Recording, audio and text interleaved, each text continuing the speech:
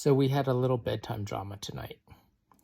This little storybook toy figurine collection I bought for William on Wednesday. He went gangbusters the first night, took all the toys out, slept with them. Last night he did the same. His favorite is this guy, Diesel, or he calls him Naughty Diesel. I think that's in one of the Thomas and Friends books. So Thomas, Nia, those, he likes them, but Diesel's the one that he can't go without. And tonight I thought he left it at his daycare. So when I took him to bed, he was asking for his Naughty Diesel, and I told him, "You left it at daycare, I'm sorry." And he started crying.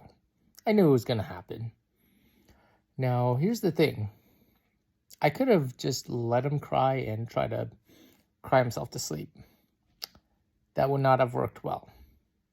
We've had different iterations of this. The obsession is going to change from time to time. But what I did instead was I negotiated. I told him, we can't have Naughty Diesel. He's at daycare. We left him there. I'm sorry. Of course he cried. I can give you your other friends, though. And that kind of held him at bay at first. So I found Thomas. I found Gordon and Percy. I'm not sure who's who. Oh, there's a Bruno as well. All of the above. And then he wanted, I think Nia's the purple train. No, Kana is the purple train, but he just calls her purple train. He wanted Kana. I couldn't find Kana, so I went out and I spent like 20 minutes looking for that purple train. And by the way, the toys are like this big, and they're in a pile of stuff. Most of them I already put in his bed, but I didn't know where his purple train was. After about 20 minutes, I just kind of sat there, kind of giving up and not wanting to break it to him. I hear him kind of crawl out of the room later and sliding his toys around. And sure enough, he's holding Kana in his hands. So I tell him, William, it's time to sleep. I want Naughty Diesel.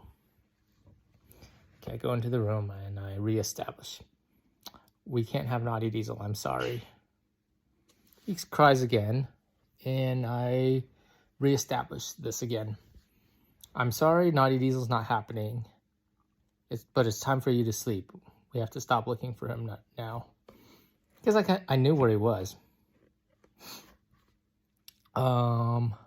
He was crying more, and I said, you can sleep with Daddy in the room, or you can sleep with Daddy out in the living room. And he cried for a little bit longer. He was hysterical, but I reestablished my position. You can sleep with Daddy in the room, or you could sleep with Daddy out in the living room. And said, I want Daddy to sleep too. So I stayed in the room with him until he fell asleep. Some may disagree with this move, but that's not the point that I'm negotiating right now. And 10 minutes later, he falls asleep. He pipes down pretty much right away after I made this point. He conceded that, okay, we're not going to find Diesel tonight, but I get Daddy here. And I've got all my other toys. Now, why is this important? It's important that you don't deceive your kids. Even these small little deceptions, because that's what they're going to learn. A few years down the line, it's time to do your homework. Okay. And then they decide not to, and you go, and why didn't you do your homework? And I could have very well deceived him and pretended to not hear him, but he would have caught on to the ruse at some point, and then he would accept that this is an okay option. So that's not something that you want to do. Plus, it's not a surefire way to get him to fall asleep either. So sometimes you have to do the hard thing and put up with a little bit of crying, take a little longer to put them to bed, but negotiate a little bit. At 2.5, 3, they can start to negotiate. Now, the trick behind it is to not always use logic. I used a little bit of very simple logic, but more so appealing to emotion and letting him be a little frustrated. I told him, I know you're upset, but it's not going to happen. And you have to be confident in your position. If you concede your point, then he's going to smell it.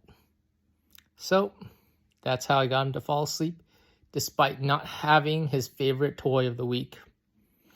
Oh, and by the way, Naughty Diesel was not at his daycare.